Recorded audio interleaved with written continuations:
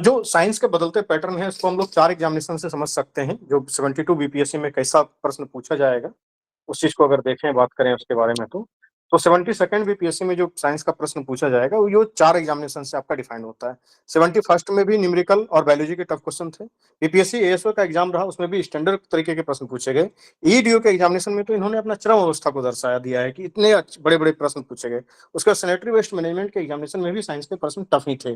तो अगर हम ये मान के चलें कि अंडर 10th लेवल का सिर्फ आएगा, बेसिक प्रश्न जो पहले 67, 66 बीपीएससी वगैरह में आते थे, वो नहीं आने वाला है। उसका कारण क्या है कि जो भी पेपर सेट करने वाले लोग इन्होंने हायर करके रखे हैं, वो साइंस के अच्छे खासे प्रोफेसर हैं, या तो आईआईटी वगैरह का कोई प्रोफेसर आ गया है इनके पास, या फिर साइंस के बहुत नॉलेजेबल व्यक्ति को इन्होंने हायर कर लिया अपनी टीम में, और उसके कारण जो है कि साइंस का प्रश्न बहुत डिफिकल्ट पूछा जा रहा है। उसकी डिफिकल्टी लेवल यही रहेगी। साइंस बीपीएससी में मेजर सेक्शन है, 30 प्रश्न आ जाते हैं। 30 प्रश्न में भी देखिए कि लाइफ साइंसेस का जो पार्ट है वो बढ़ा गया है।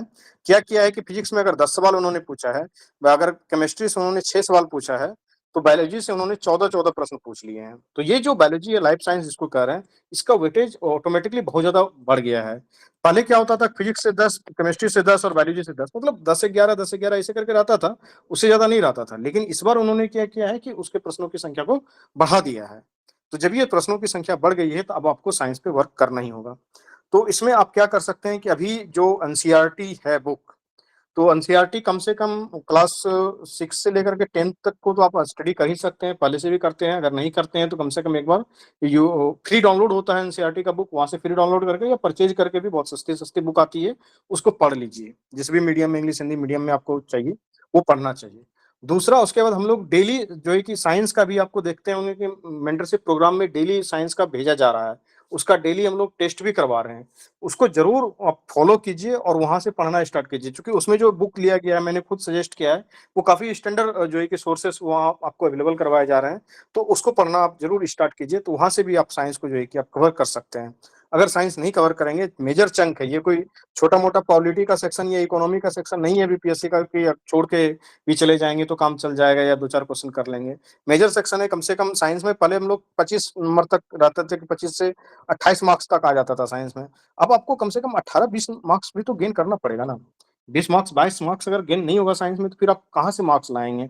और जो इतना टफ क्वेश्चन पूछने के बाद भी आप 71st बीपीएससी का कट ऑफ देख रहे हैं 88, तो वो कट ऑफ भी तो क्रॉस करना है। अभी आपको सिंपल सा टारगेट रहना चाहिए कि 100 प्लस मार्क्स आने चाहिए अभी आपके टेस्ट में। अगर इससे कम आ रहे हैं, तो आपकी स्ट्रैटेजी में दिक्कत है, आप रेगुलर पढ़ नहीं रहे हैं, या जो भी कर रहे हैं। हम लोग अब क्या कर रहे हैं कि मेंटरशिप वाले प्रोग्राम में एक विशेष व्यवस्था ये किया जा रहा है अगले दिन से, कि आपको डेली अपना होमवर्क जो है कि एक तो टारगेट यहाँ जो दिया जा रहा है वो, साथ के साथ एडिशनली आप क्या-क्या आज पढ़ रहे हैं, आपको सवेरे 7 बजे जो है कि ग्रुप में डालना होगा, और फिर रात में उसकी रिपोर्ट ली जाएगी कि आपने क्या-क्या पढ़ा है और क्या-क्या बाकी आप करा है। दिन भर आप क्या किए थे? आज आपने दिन भर पढ़ाई क्यों नहीं किया? जब तक अकाउंटेबिलिटी के साथ पढ़ाई नहीं होगी, तब तक आपका जो है कि ये निकलने वाला नहीं है। तो दूसरा करंट अफेयर भी उन्होंने इसी तरीके से पूछा है।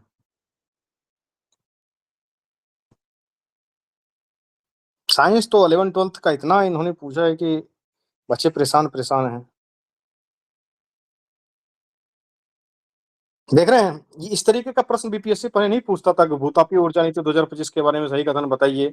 1, 2, 3 फुट, उसके बाद फिर उसमें से कौन-सा फुट सही है, उसके बारे में। तो इस लेवल का प्रश्न पूछा जा रहा है। आपको जनरल मैगज़ीन से काम नहीं चलेगा, स्टैंडर्ड्स मैगज़ीन्स आपको पढ़ने पड़ेंगे, तभी जो है कि आपका ये बीपीएससी का काम हो सकता है। देखिए, जो महिला सशक्तिकरण पर राष्ट्रीय सम्मेलन का उद्घाटन 14 सितंबर 2025 को लोकसभा अध्यक्ष श्री ओम बिरला द्वारा किया गया। आंध्र प्रदेश के तिरुपति में महिला सशक्तिकरण पर संसदीय और विधायी समिति के 2 दिवसीय राष्ट्रीय सम्मेलन का आयोजन किया गया। इस तरीके का प्रश्न जो है कि जो न्यूज़पेपर बेस्ड करंट अफेयर होता है, जिसको कि स्टैंडर्ड मैगज़ीन में कवर किया जाता है, उस सोर्सेज़ से आपको इस पे काम करना होगा। अगर आप नहीं करेंगे तो फिर दिक्कत हो जाएगा।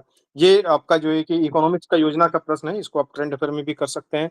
अब देखिए कि इसी में कि सीपी राधाकृष्णन 12 सितंबर 2025 को उपराष्ट्रपति के रूप में शपथ ली थी। ये बात तो सबको पता है कि राधाकृष्णन साहब, लेकिन इनको जो है कि कितने उम्मीदवारों ने कितने वोटों के अंतर से हराया इंडिया गठबंधन में, ये प्रश्न पूछा गया है। तो ये तो खैर प्रिडिक्टेबल क्वेश्चन है, लेकिन इस तरीके से आपको हर एक फैक्ट पे ध्यान रखना पड़ेगा।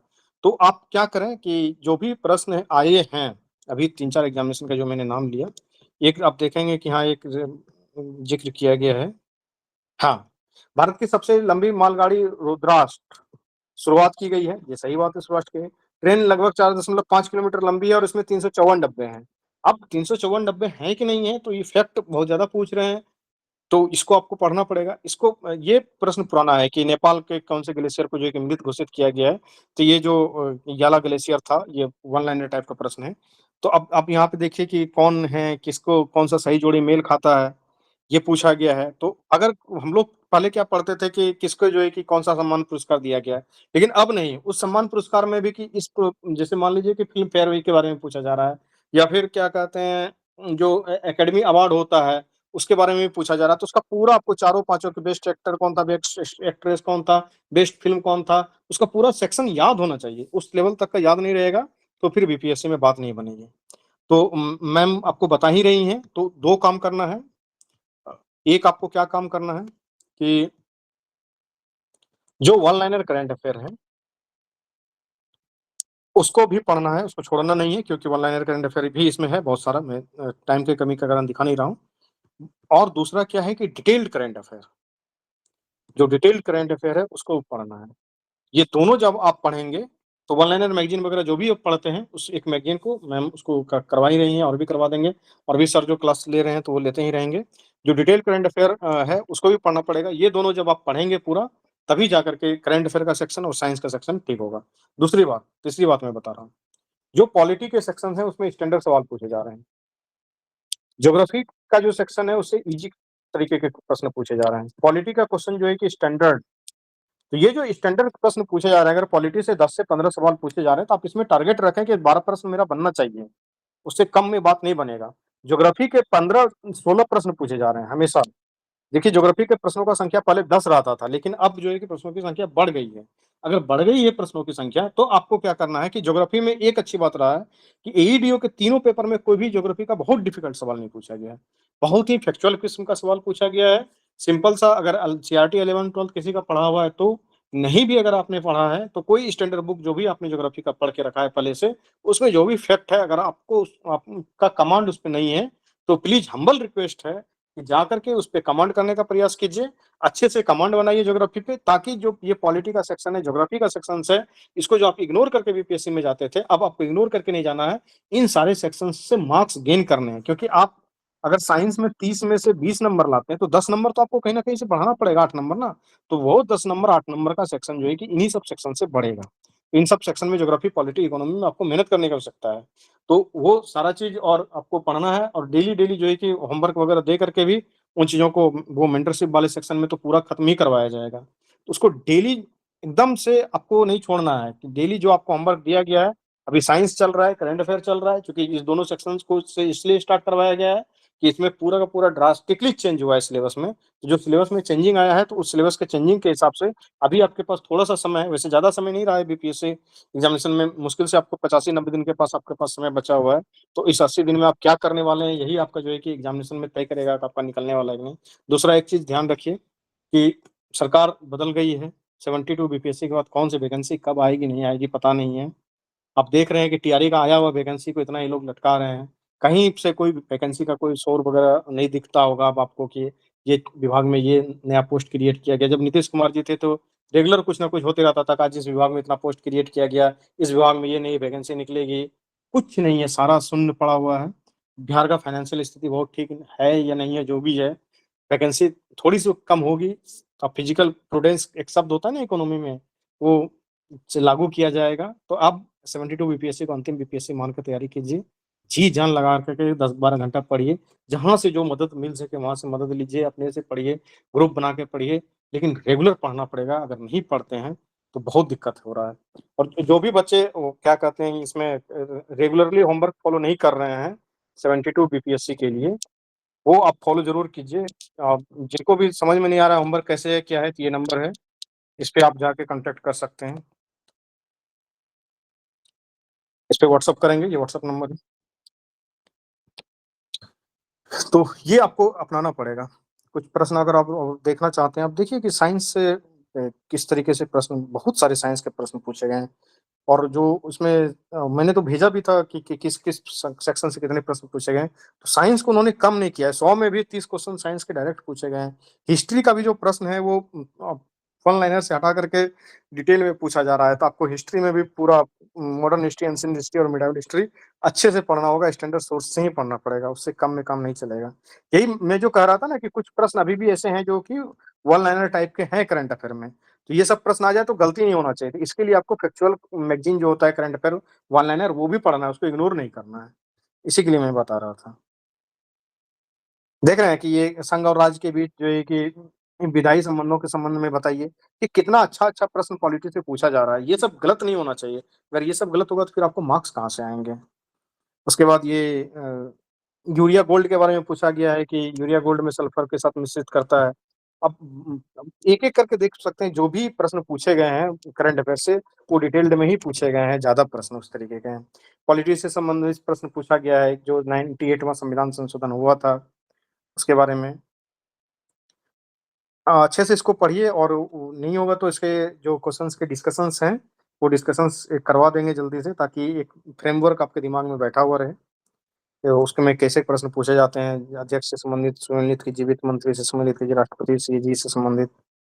संविधान ने भारत को राज्यों का संघ बताया है, ना कि एक संघ। भारतीय राजनीति एक अविनाशी संघ बनाने के लिए राज्यों के बीच समझौता का परिणाम है। तो इस तरीके के जो अच्छे प्रश्न पूछेंगे, पॉलिटी वगैरह गलत नहीं करना है, मेरा कहने का मतलब ये है। ये चुनाव सुधार के संबंधित जो समिति है, चाहे गोस्वामी समिति हो, तारकुंडी समिति हो, ये सारे के सारे समिति जो है कि चुनाव सुधार से ही संबंधित है। और उसके बाद यहाँ पे भी आप देख सकते हैं कि संविधान में मुख्यमंत्री के चयन और नियुक्ति का कोई विशिष्ट प्रक्रिया नहीं है। वर्तमान में मुख्यमंत्री मृत्यु के बाद यदि सत्तारूढ़ दल किसी नेता की नियुक्ति करता है, तो राज्यपाल को नए नेता को मुख्यमंत्री नियुक्त करना होगा। तो ऑब्वियस सी बात है, ये सब बहुत ईज़ी प्रश्न है। ये बिहार स्पेशल से प्रश्न अच्छी बात है कि अभी भी टफ नहीं पूछा जा रहा है। एक आध जो 14 तारीख को एग्ज़ाम हुआ था, उसमें 1-2 प्रश्न टफ थे, ठीक है?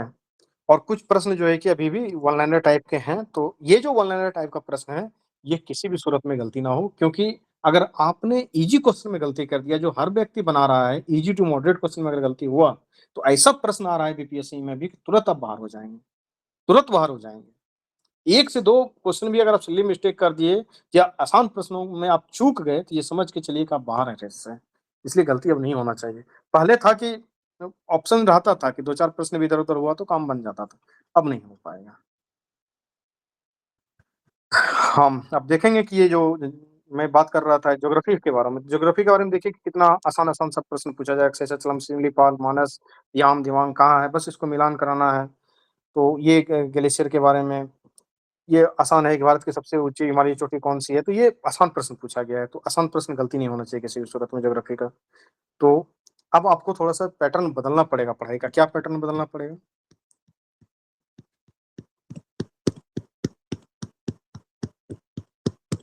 अरे! कितना लंबा?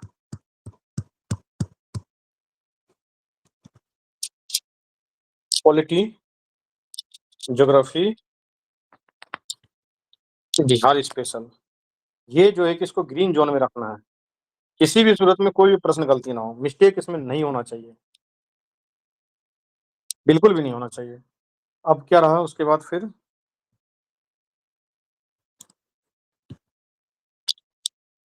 हिस्ट्री, इकोनॉमी, ये जो है कि आपको अच्छे से कर लेना है ताकि इसमें भी आप जो है कि एवरेज टू टफ प्रश्न को बना करके चले जाएँ। एवरेज टू मीडियम जो प्रश्न होगा उसको आप बना लें। बात रहा साइंस का और करंट अफेयर का और ये मैथ रीजनिंग इसको यहीं पे आप ले लें। मैथ रीजनिंग को आप आसानी से आप यहीं से देख सकते हैं। मैथ रीजनिंग का जो है कि क्योंकि 10 प्रश्न आते हैं, उसमें मैथ रीजनिंग में भी आपको काम करने की आवश्यकता है। आसान पूछे जाते हैं, 10 में से 10, 10 में से 9 इससे कम मत सोचिए इसके बारे में। ये जो साइंस है और करंट अफेयर है, इसमें आपको क्या करना होगा, साइंस नए सोर्सेज़ से, नए तरीके से आपको फिर से पढ़ना पड़ेगा। मतलब अगेन रीड करना होगा, क्लास करना होगा, समझना होगा चीज़ों को पहले रीड करना होगा अच्छे से। उसके बाद करंट अफेयर जो है कि नए-नए सोर्सेज़ से आपको पढ़ने होंगे। ये न्यू सोर्सेज़ में आपको जाने होंगे। जब आप इस स्ट्रैटेजी पे काम करेंगे, तभी जा कर के जो है कि 72 यूपीएससी में आपका बात हो सकता है। तो इन्हीं चीज़ों पे काम कीजिए क्योंकि समय भी बहुत ज़्यादा हो गया। तो आज हम लोग सेशन को यहीं ऑफ करते हैं। अगर किन्हीं का कोई प्रश्न है तो पूछ लीजिए। इसके बाद डिटेल में एक दिन और चर्चा करेंगे कि इसको कैसे करना चाहिए। मेंटरशिप के जो बच्चे हैं उसको अलग से बैठा करके, उसमें बहुत सारे बच्चे जो है कि होमवर्क को बहुत सीरियसली कर रहे हैं, तो उनका प्रोग्रेस भी बहुत अच्छा है। लेकिन जो लोग होमवर्क को डील नहीं कर रहे हैं, जो टेस्ट नहीं लगा रहे हैं, उनके साथ समस्या हो रही है। तो उनको अच्छे से अब जो है कि वो होता है ना डंडा मार के काम करवाने वाला काम, कि आपको करना ही होगा एनी हाउ, वो काम करवाया जाएगा। अगर नहीं कराएगा तो दिक्कत हो जाएगा।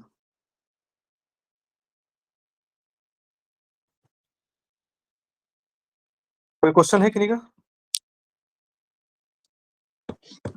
सर मेंटरशिप में जुड़ने के लिए क्या करना पड़ेगा?